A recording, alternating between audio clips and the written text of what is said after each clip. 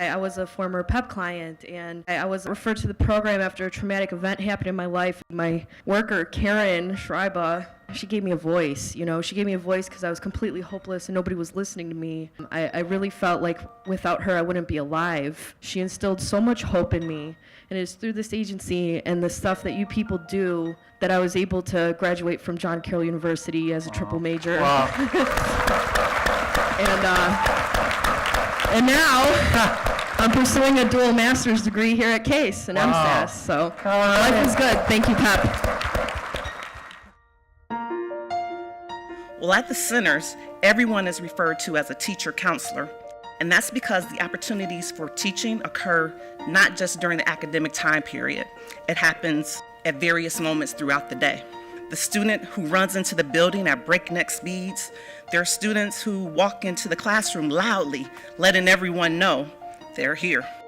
The student who quietly goes to a corner of the room and falls asleep. We have the information from their referrals and intake histories, but we look for the students to tell us what can't be clearly described on that piece of paper. We look for information from them to help us understand the need to run, the need to be loud and disruptive, the need to go in a corner and fall asleep. They are teaching us about themselves. We take time to watch, listen, and learn. If you work in education or mental health, or even if you watch or read the news, you're probably aware that today's kids face some pretty enormous challenges. I'm constantly shocked by the pervasiveness of violence in our communities and homes. In addition to abuse, there are a wide range of events and experiences that can potentially cause harm. And this includes living in a neighborhood with gun violence or living in a home where a parent is abusing drugs or alcohol. There's a direct impact of those negative experiences to the long-term health of an individual. So right now, PEP serves greater than 1,500 children and adolescents in our day treatment and connections programs. And as you can imagine, many of the kids that we work with have a trauma history. We're working in a different time, and the need for collaboration is ever pressing. And so mental health, substance abuse, juvenile court, DCFS, we all have to work together, and I think that's something that PEP brings to the table, is to allow us to all work together. There's no one way for a person with mental illness to look, act, or feel. We want to hear what's not being said and to see what so many people try to hide. By committing to talking differently about mental illness and trauma, we can begin to understand a girl who can't focus and can't sit still is not crazy. Every child should experience joy every day, every single day. And I started thinking, where does that joy come from? It comes from achieving some things that we never thought possible. We are incredibly innovative and progressive with treatment with children and families. And the idea is, how can we become as innovative in taking care of ourselves and our staff and protecting against vicarious trauma? We'd like to have our staff express ideas that can positively impact kids, explore those ideas as big ideas, not be afraid to think large, and accept that failure is okay. Us as parents that have been through this program, we understand that the most powerful connection is the parent-to-parent connection, parents who have been through what you have been through.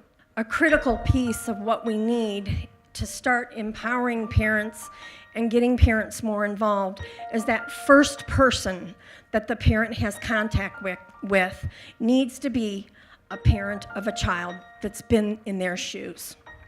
There's been just an explosion of research that confirms what you're doing, that confirms what you started doing in 1971 in terms of seeing the best in each child, in terms of creating a context where you wrap that child in love and unconditional positive regard. The science behind it is tremendous. That we provide them with hope, we provide them with kindness, and that we don't give up on them. We get spit in our face and we come back the next day and we try again, and it's not held against the kids.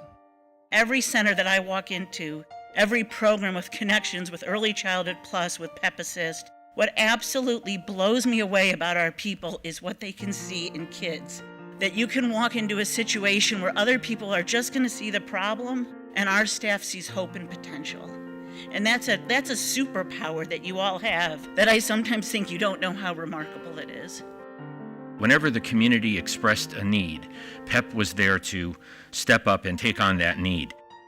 So although we have great change on the horizon, there are also great opportunities, and the challenge that we have is to be able to adapt to the changes while maintaining our values and principles.